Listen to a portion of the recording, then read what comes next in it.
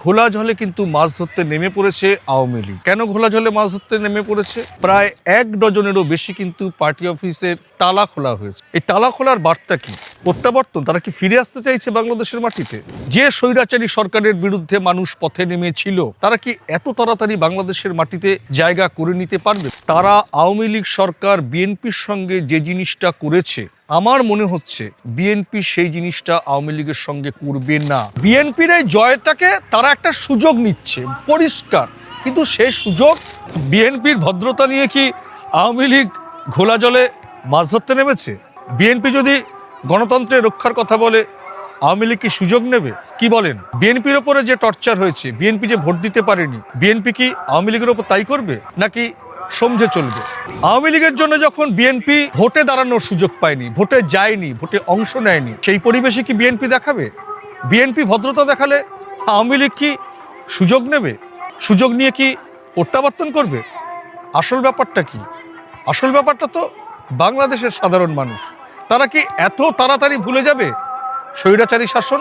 তারা কি এত তাড়াতাড়ি ভুলে যাবে 2024-এর 5ই আগস্ট? কি মনে হচ্ছে 2 সপ্তাহ তো কাটলো। আচ্ছা, বিএনপি সরকার ভদ্রতা দেখালে, গণতন্ত্রের পরিবেশ দেখালে, সেখানে কি ঘোলা জলে মাছ ধরার মতন সুযোগ নেবে আওয়ামী লীগ? মূল বিষয়টা তো বাংলাদেশের সাধারণ মানুষ। আপনারা দেখছেন প্রথম কলকাতা, সম্পাদকের চোখ নিয়ে আমি পরমাশিস ঘোষ। চলুন তাহলে আজকে শুরু করা যাক বিশ্লেষণ। 12ই ফেব্রুয়ারি বাংলাদেশে যে নির্বাচন হলো, ত্রয়োদশ জাতীয় সংসদীয় যে নির্বাচন হলো, সেই নির্বাচনের পর 13ই ফেব্রুয়ারি আমরা দেখলাম সেখানে কিন্তু নিরঙ্কুশ জয় পেল বিএনপি, অর্থাৎ বাংলাদেশের জাতীয়তাবাদী দল। কিন্তু আমার মনে হয়েছে আজকে মাসের 28শে ফেব্রুয়ারি, 13ই ফেব্রুয়ারির পর থেকে আজ পর্যন্ত যে এই প্রায় 2 সপ্তাহের মতন সময় কেটেছে, সে জায়গায় দেখতে পাচ্ছি বোধহয় কোনো একটা জায়গায় ঘোলা জলে কিন্তু মাছ ধরতে নেমে পড়েছে আওয়ামী লীগ। কেন ঘোলা জলে মাছ ধরতে নেমে পড়েছে? এই যে নিরঙ্কুশ জয় পেয়েছে বিএনপি, তারা বুঝেছে বাংলাদেশে বোধহয় ধর্মনিরপেক্ষতাই কিন্তু বাংলাদেশের মানুষের হৃদয়কে নাড়িয়ে দিয়েছে। সেই নাড়িয়ে দেওয়ার পথই কিন্তু খুঁজে নিচ্ছে। প্রায় 1 ডজনেরও বেশি কিন্তু পার্টি অফিসের তালা খোলা হয়েছে। এই তালা খোলার বার্তা কি? প্রত্যাবর্তন? তারা কি ফিরে আসতে চাইছে বাংলাদেশের মাটিতে, নাকি অন্য কিছু? না, এখানে একটা প্রশ্ন। সব জায়গায় তালা খোলা না হলেও স্লোগান কিন্তু, মিছিল কিন্তু কম বেশি চোখে পড়তে শুরু করেছে। বাংলাদেশের মানুষ কি খুব তাড়াতাড়ি এই স্বৈরাচারী যে দল যাকে বলা হয়েছিল 2024-এর 5ই আগস্ট আমরা যেটা দেখেছিলাম, বাংলাদেশের মানুষ কি খুব তাড়াতাড়ি আওয়ামী লীগকে কাছে টেনে নেবে? কি মনে হয় আপনাদের? আমার তো মনে হয় না। তাহলে যারা নিরঙ্কুশ জয় পেল, তাদের অবস্থান কি? তারা কি এদেরকে কোনো অক্সিজেন যোগাচ্ছে? সেই জায়গা থেকে যদি বলেন, তাহলে দলের যে মহাসচিব মির্জা ফখরুল সাহেব কিন্তু বলে দিয়েছে আইন আইনের পথে চলবে। কিন্তু কোথাও কি কোনোভাবে রসদ যোগাচ্ছে? যদিও এই প্রেক্ষাপটে দাঁড়িয়ে আমরা কিন্তু দেখতে পাচ্ছি বাংলাদেশে এই মুহূর্তে একটা জামিন কালচার চলছে। ইতিমধ্যেই বরিশাল থেকে মধ্যম স্থানীয় মাঝারি ধরনের নেতারা কিন্তু বেশ কিছু জামিন পেয়েছে। এটা কিন্তু অস্বীকার করার কোনো জায়গা নেই। এটা বাংলাদেশের মিডিয়ার থেকে কিন্তু আমরা জানতে পেরেছি। যদিও বাংলাদেশের প্রথম সারির যারা নেতা, এমপি, যারা এখনো পর্যন্ত জেলে রয়েছেন, সাবেক মন্ত্রী, তারা কিন্তু কেউ ছাড় পাননি। কিন্তু একজন অসুস্থতার জন্য কিন্তু একজন রমেশচন্দ্র সেন, একজন বড় মাপের আওয়ামী লীগের নেতা, বোধহয় তিনি মন্ত্রীও ছিলেন, তিনি মারা গেছেন জেলেই। এবং সে কারণে কিন্তু আরেকজন অসুস্থ নেতা, সেও বোধহয় মন্ত্রী, তাকে কিন্তু জামিন দেওয়া হয়েছে। এখন প্রশ্ন হচ্ছে, আওয়ামী লীগের যারা বড় মাপের নেতা, মন্ত্রী, তারা বেশিরভাগই কিন্তু বিদেশের মাটিতে রয়েছে, প্রায় সবাই। কিন্তু দেখা যাচ্ছে এই মুহূর্তে আওয়ামী লীগের যারা এই মুহূর্তে রয়েছেন বাংলাদেশের মাটিতে, মাঝারি গোছের নেতারা কিন্তু মাঠে নামার চেষ্টা করছে। কিন্তু প্রশ্ন জাগছে কিন্তু একটা জায়গাতেই, আমরা যারা ভারত বাংলাদেশ প্রাসঙ্গিক প্রসঙ্গে, আমি পরমাশিস আপনারা জানেন, প্রথম কলকাতার সম্পাদকের চোখে যে আমরা এই প্রাসঙ্গিক প্রসঙ্গ তুলে ধরি, আমরা কিন্তু বারবারই বলি বাংলাদেশ বা ভারতের বা পৃথিবীর যে কোনো মানুষের অধিকার, ন্যায্য পাওনা, তাদের সেন্টিমেন্ট আমাদের দেখতে হবে। কিন্তু বাংলাদেশে 2024-এর 5ই আগস্টের পর যে সেন্টিমেন্টে, যে অভিমানে, যে রাগে, যে স্বৈরাচারী সরকারের বিরুদ্ধে মানুষ পথে নেমেছিল, তারা কি এত তাড়াতাড়ি বাংলাদেশের মাটিতে জায়গা করে নিতে পারবে? বাংলাদেশের একজন বিশ্লেষক, আপনারা জানেন যে প্রথম আলো বাংলাদেশের একটি অন্যতম দৈনিক, যে প্রথম আলোকে কিন্তু মব সন্ত্রাসীরা বলছে, বাংলাদেশের মিডিয়া যেটা বলেছে মব সন্ত্রাসী, সেটা নিয়ে কিন্তু অনেকের অনেক বিভিন্ন মত রয়েছে, কিন্তু আমরা দেখেছিলাম গণতন্ত্রের যেটা চতুর্থ স্তম্ভ ডেইলি স্টার বা প্রথম আলোতে যে প্রতিরোধ, যে অগ্নিসংযোগ বা বিভিন্ন সাংস্কৃতিক অঙ্গনে যে পরিবেশ তৈরি হয়েছিল সেটা অবশ্যই নিন্দার কথা বলে। কিন্তু সেই প্রথম আলোতে বাংলাদেশের একজন বিশিষ্ট বিশ্লেষক কিন্তু বলেছেন, একটি সাক্ষাৎকারে জানিয়েছেন যে বাংলাদেশে কিন্তু আওয়ামী লীগের একটি নিজস্ব সমর্থক আছে, ছিল এবং থাকবে, কিন্তু সেই সমর্থকরা কিন্তু এবারের নির্বাচনে অংশ নিয়েছে এবং তারা কিন্তু নির্বাচনে কোনো প্রতিরোধ গড়ে তোলেনি।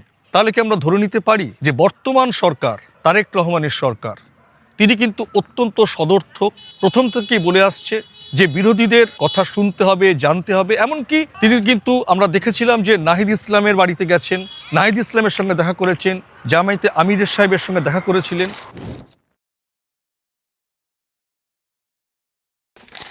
না দেখো, এখানে একটা বিষয় হচ্ছে যে আমরা 2024-এর 5ই আগস্ট যে গণ অভ্যুত্থান দেখেছিলাম, এটা আমার নিজের মনে হয়েছে বাংলাদেশের এই গণ অভ্যুত্থান বাংলাদেশের সাধারণ মানুষ করেছে। কিন্তু আওয়ামী লীগ মনে করছে এর পিছনে তারা কিন্তু প্রথম থেকেই বলে এসেছিল বিভিন্ন ষড়যন্ত্র, এবং সেই ষড়যন্ত্রের মূল কারিগর ডক্টর ইউনূসকে তারা বলেছিলেন। কিন্তু এই নির্বাচনে বিএনপির যে নিরঙ্কুশ জয়, সেই জায়গা থেকে কিন্তু তারা কিছুটা হলেও অক্সিজেন পাচ্ছে, যে গণতান্ত্রিকভাবে ধর্মনিরপেক্ষ দলকে কিন্তু বাংলাদেশের মানুষ যে জায়গা দিয়েছে, সেই জায়গা থেকে কিন্তু তারা কিছুটা হলেও একটা অক্সিজেন পাচ্ছে। আর দেখো, যদি তুমি প্রেক্ষাপট পরম্পরাটা দেখো, 25শে ডিসেম্বরের পর থেকে আজকে যখন আমরা দাঁড়িয়ে কথা বলছি, বাংলাদেশে যারা নিরঙ্কুশভাবে একটা ক্ষমতায় আসলো, তাদের যে শিষ্টাচার, তারা যে গণতন্ত্রের মধ্য দিয়ে আই প্ল্যান বাংলাদেশ সবার আগে, উনি যে কথাগুলো বলছেন, উনি কিন্তু কোনো বিরোধীদেরকে কিন্তু কোনো এখনো কটাক্ষ করেননি। আমি বলবো না সেটিং, কিন্তু তারা আওয়ামী লীগ সরকার বিএনপির সঙ্গে যে জিনিসটা করেছে, আমার মনে হচ্ছে বিএনপি সেই জিনিসটা আওয়ামী লীগের সঙ্গে করবে না। তার কারণ আমি আগেও বলেছিলাম বিভিন্ন প্রাসঙ্গিক প্রসঙ্গে, যে বাংলাদেশের যে কালচারটা, সেই কালচারটা রাজনৈতিক কালচার, সরকার যেটা করে থাকে, সেই কালচারটা যদি বাংলাদেশে নতুন করে কোনো রাজনৈতিক দল করে, তাহলে কিন্তু আবারও একটা এরকম পরিস্থিতি তৈরি হতে পারে। সেই জায়গার এই সুযোগটা নিয়ে, তোমার ভদ্রতা, তোমার শিষ্টাচারের সুযোগটা নিয়ে আওয়ামী লীগ চেষ্টা করছে কিছু একটা করার, যেটাকে বলছি আমি ঘোলা জলে মাছ ধরা। কিন্তু একটা জিনিস পরিষ্কার, বাংলাদেশের মানুষ কিন্তু এই মুহূর্তে তারা যতটুকুই যা ঝাঁপ খুলুক, যতটুকুই যা জামিন পাক, সেটা আইনগতভাবে তারা জামিন পাচ্ছে, কিন্তু রাজনৈতিকভাবে তাদের মাটি কিন্তু একেবারে শুকনো বালির মতো, দাঁড়ালেই ধসে যাবে। আমার শিষ্টাচার, আমার গণতান্ত্রিক প্রক্রিয়া, আমার অ্যাডমিনিস্ট্রেশন যদি শিষ্টাচার মেনে বিরোধীদের কথা বলার সুযোগ দেয়, কিন্তু সেই বিরোধীরা যে আমার পিছে ছুরি বসাবে, বিএনপিকে এটা ভাবলেও ভুল। কিন্তু এই সুযোগটা কিন্তু আওয়ামী লীগ নেওয়ার চেষ্টা করলেও বাংলাদেশের সাধারণ মানুষ কিন্তু এটা পরখ করছে ভাই, পরিষ্কার। যদিও দলীয় সূত্রের খবর একটা তাদের কাছে একটা নির্দেশনা নাকি আছে, ধীর চলো গতিতে এগো, কিন্তু দেখো এগুলো কিন্তু সবটাই দুর্নীতি, স্বৈরাচারের যে দল আওয়ামী লীগকে যেমন বলা হচ্ছে, বিএনপিও যদি এখন কিছু থাকে, কিন্তু 2024-এর 5ই আগস্টের পর, এই 17-18 মাস অতিক্রান্ত হওয়ার পর এই যে নতুন করে নির্বাচন হয়েছে, এই নির্বাচনের মধ্য দিয়ে বাংলাদেশের মানুষ কিন্তু একটা কি বলবো, মানে একদম রিফাইন কাউকে আনতে চেয়েছে আগামীর বাংলাদেশ গড়ার জন্য। সেই জায়গা থেকে দাঁড়িয়ে আওয়ামী লীগের বিরুদ্ধে যে দল বিএনপি এখন নিরঙ্কুশ সংখ্যাগরিষ্ঠতা পেয়েছে, তাদের চেয়ারপারসন প্রধানমন্ত্রী, এবং 17 বছরের আগের যা তারেক রহমান জিয়া ছিলেন, আজ কিন্তু থেকে সে একটা অন্য মানুষ। আমার মনে হয়েছে পুরনো প্রেক্ষাপট, ইতিহাস, অতীত যতই ঘাটি না কেন, আমরা তো বর্তমান নিয়ে দেখব, বাংলাদেশের মানুষ কিন্তু তাকে তো সেই জায়গাটা দিয়েছে।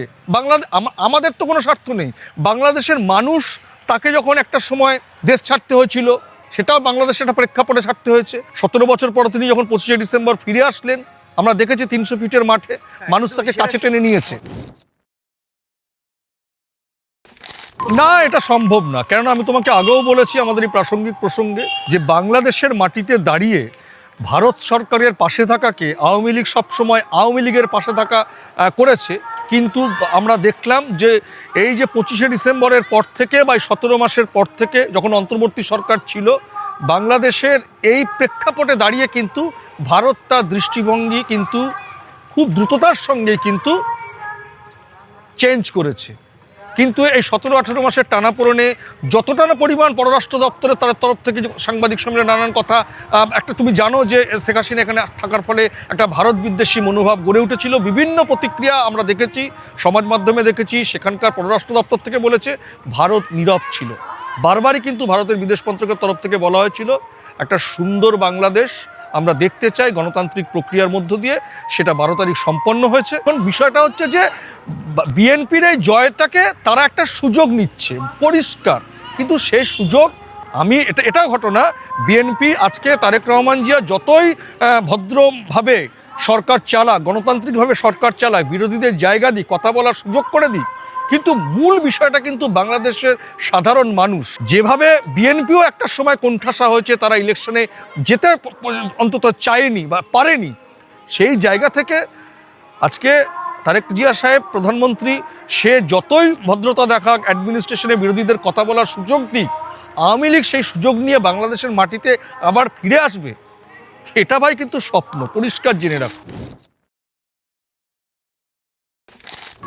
দেখো, সেটা আমি যে বলবো যে একদম কমে গেছে কিন্তু তা না।